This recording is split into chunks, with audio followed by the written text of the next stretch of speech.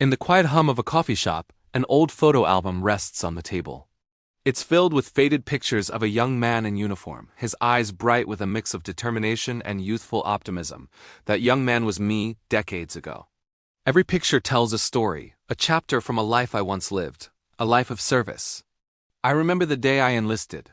The world felt huge and I felt so small, but I was driven by a sense of duty, a desire to protect the freedoms we often take for granted.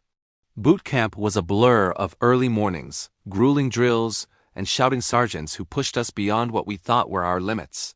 It was tough, but it forged bonds stronger than steel. The guys I served with weren't just my comrades. They became my brothers. Out in the field, the world was a different place. The days were long and the nights were longer. We shared stories of home, dreams of the future, and looked out for each other in moments of fear. I remember the taste of instant coffee under a star-filled desert sky, the weight of my gear, the letters from home that were my lifeline.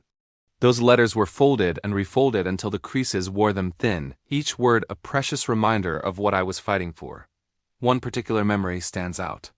We were on patrol, and things got tense. In that moment, all our training kicked in. It wasn't about being a hero. It was about protecting the person next to you. It was about making sure everyone got back. That day I learned the true meaning of courage. It's not the absence of fear, but acting in spite of it.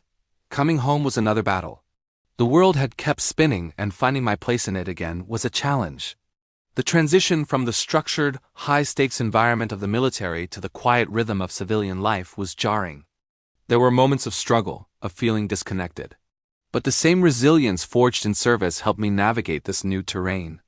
I found purpose in sharing my story, not for glory, but to bridge the gap between those who have served and those who haven't.